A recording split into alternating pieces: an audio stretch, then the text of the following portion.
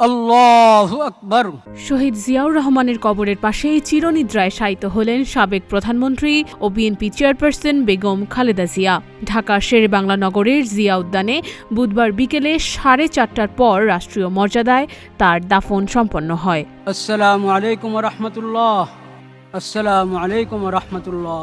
দাফনের পর কবরের উপর মাটি ছিটিয়ে দেন বড় ছেলে তারেক রহমান।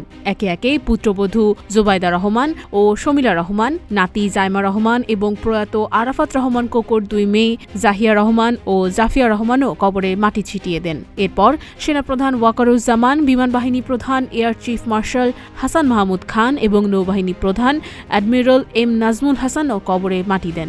দাফন কাজে অংশ নেন বিএনপির মহাসচিব মির্জা ফখরুল ইসলাম আলমগীর সহ স্থায়ী কমিটির বেশ কয়েকজন সদস্য। এর আগে দুপুর 3টায় ঢাকার মানিক মিয়া এভিনিউতে খালেদা জিয়ার জানাজা অনুষ্ঠিত হয়। জানাজায় ইমামতি করেন জাতীয় মসজিদ বায়তুল মোকাররমের খতিব মুফতি আব্দুল মালেক। এতে অংশ নেন রাষ্ট্রপতি মোহাম্মদ শাহাবুদ্দিন, অন্তর্বর্তীকালীন সরকারের প্রধান উপদেষ্টা অধ্যাপক মোহাম্মদ ইউনুস সহ উপদেষ্টা পরিষদের সদস্যরা।